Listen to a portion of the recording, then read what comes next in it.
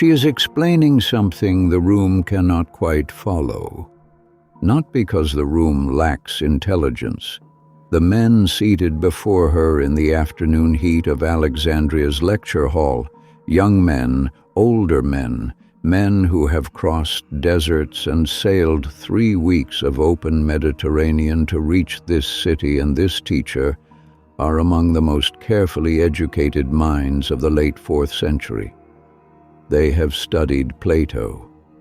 They have worked through Aristotle.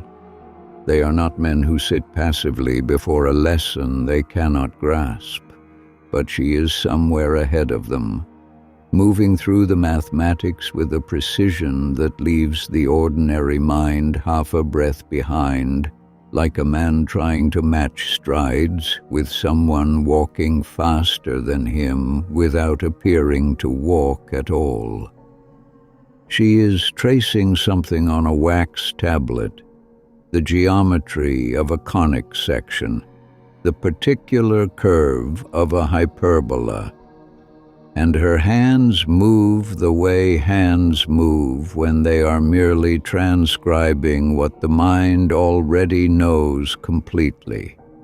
No hesitation, no doubling back, just the clean line of understanding moving forward. It was a mind that would make her the most celebrated philosopher of the ancient world. Her name was Hypatia. Welcome to Portraits of the Past, where we explore the lives of those whose legacies continue to echo through time.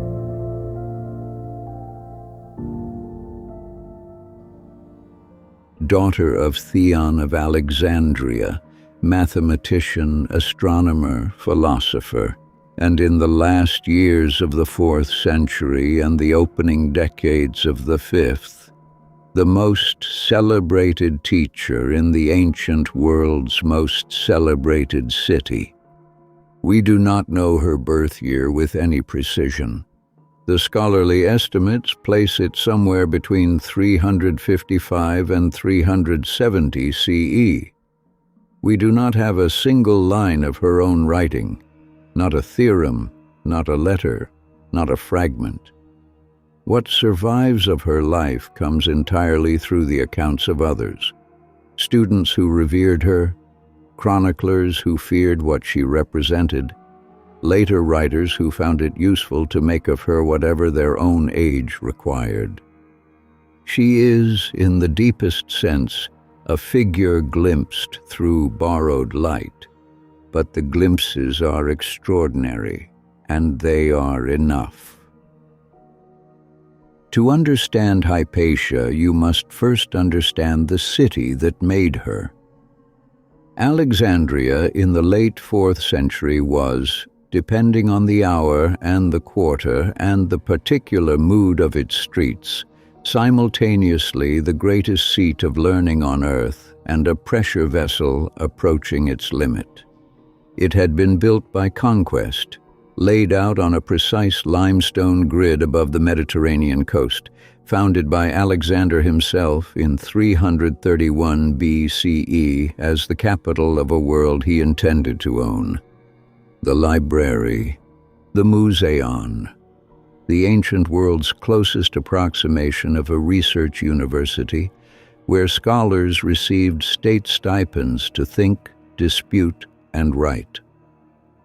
The harbor, one of the busiest on earth, funneling grain and glass and papyrus and ideas in from the known world and out again in all directions.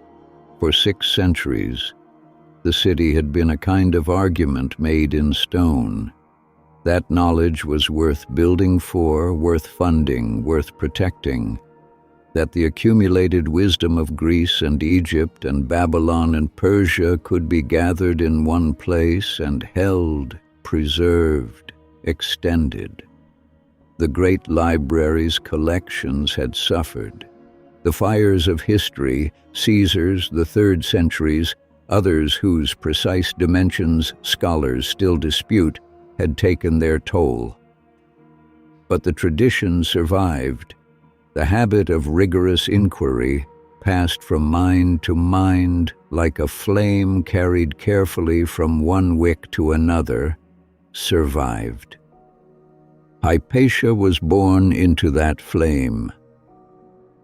Her father's name was Theon of Alexandria, and he was a towering figure in the intellectual tradition of the Museon, a scholar working in the last long exhale of that institution's greatness. He produced careful, scrupulous editions of Euclid's Elements and Ptolemy's Almagest, the foundational texts of Greek geometry and astronomy, cleaning them, annotating them, adding the kind of explanatory commentary that makes an ancient and compressed text legible to a student encountering it for the first time. Theon was not an original mathematician of the first order. He knew this about himself. What he was, with great discipline and considerable skill, was a preserver and a transmitter, a man who understood that knowledge left without custodians does not merely stagnate, it disappears. And he made, at some point in the raising of his daughter, a decision that was, in the world he inhabited, nothing short of extraordinary. He taught her everything. Not the domestic arithmetic appropriate to a woman of standing, everything, Euclid's geometry in its full technical depth, Ptolemy's astronomical models, the epicycles, the equants, the mathematical machinery by which the ancient world tracked the movements of the sky. The Neoplatonist philosophy that was the intellectual current of their age, Plotinus, Porphyry, Iamblichus, the tradition that sought to reconcile mathematics with metaphysics, number with the nature of the divine. Theon did not educate Hypatia to be a capable companion to a learned husband. He educated her to be the thing he was, only better. The evidence suggests he succeeded beyond what he could have anticipated. There is a notation in one of Theon's own surviving commentaries on the Almagest, a small line, almost offhand, that identifies a particular section as the work of his daughter. It is one of the only places in the ancient record where Hypatia's contribution to a specific surviving text can be directly confirmed. And what it confirms is this: by the time Theon made that notation, he considered his daughter's mathematical judgment to be of sufficient authority that it belonged alongside his own in a document he intended for the permanent scholarly record. He was not a man given to extravagant gestures. The notation is the gesture. The students came from across the ancient world. This is not rhetorical inflation. It is documented. Synesius of Cyrene, who would later become a bishop of the Christian Church while maintaining in his private correspondence a tone of reverent and undiminished affection for his teacher, wrote to her across the decades of his adult life, asking for her mathematical guidance and her counsel. His surviving letters address her with the vocabulary of intellectual devotion. She is the guide of the searching mind, a teacher before whom a student does not come to receive conclusions, but to learn the very geometry of thinking itself. He also wrote to her about astrolabes. Specifically, he asked for her help in constructing one, and her reply, reconstructed through his own account of it, suggests she did not merely advise but effectively designed the instrument. The astrolabe, a complex bronze instrument used to calculate the positions of the stars and the time of day, was a tool that would guide navigators for another 1,000 years. Whether she invented it outright, the historical record is complicated, and Cal will not paper over complexity with false precision, or whether she refined and disseminated it as a teaching instrument. What the evidence establishes clearly enough is this: she understood it completely. She could build it, and she could teach others to build it and to use it. Practical, theoretical, both at once, always. She lectured in Alexandria, from her own hall, her own home, in the philosopher's tradition of a teacher whose reputation was itself the institution. This must be held for a moment against the grain of the world it occupied.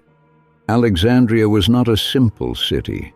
It was a place of layered and colliding worlds, Greek intellectual tradition sitting atop an ancient Egyptian substratum, a large and established Jewish community, the rising institutional weight of a Christian episcopate growing year by year in political authority and municipal ambition, all pressing against one another along the fault lines of a metropolis that had never quite resolved what it was or who it belonged to.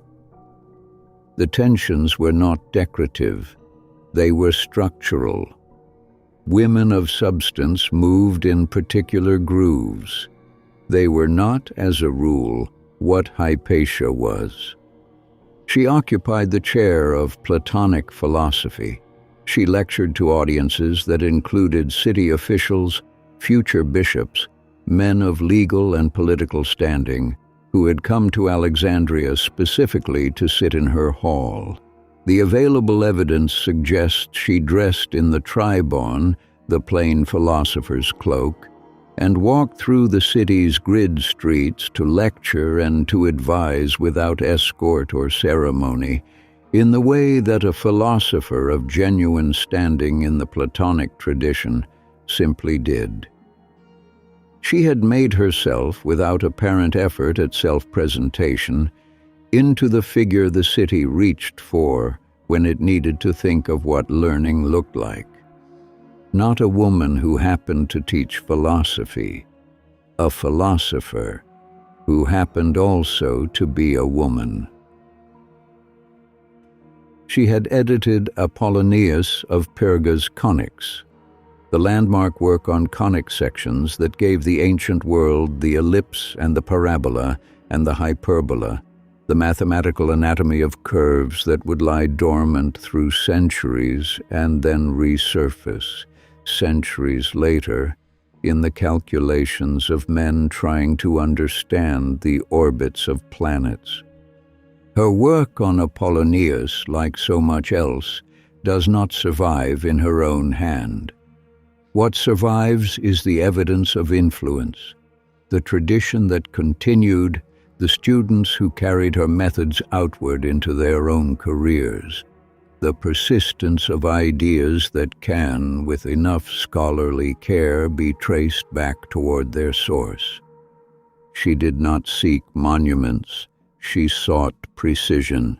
She sought the clean line of the theorem correctly stated. She sought the sky correctly measured. The world she had built her life inside was the world her father had given her. The lecture hall, the bronze instrument held carefully in careful hands, the long argument between mathematics and philosophy that the Neoplatonist tradition treated as the central argument of human existence. It was enough. It had always been enough. But Alexandria in the early years of the 5th century was no longer simply a city of argument. It was a city of pressure. The architecture of power was shifting, slowly, the way large things shift so gradually that a person standing inside the change is the last one to feel the ground beginning to tilt beneath their feet.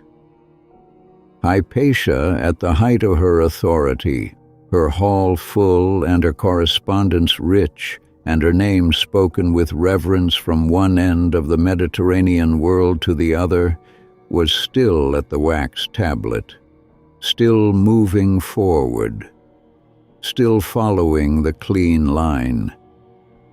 But the city, beyond her walls, was beginning to move in a different direction entirely.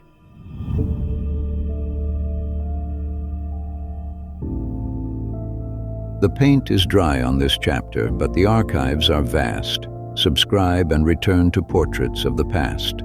The next exhibit awaits.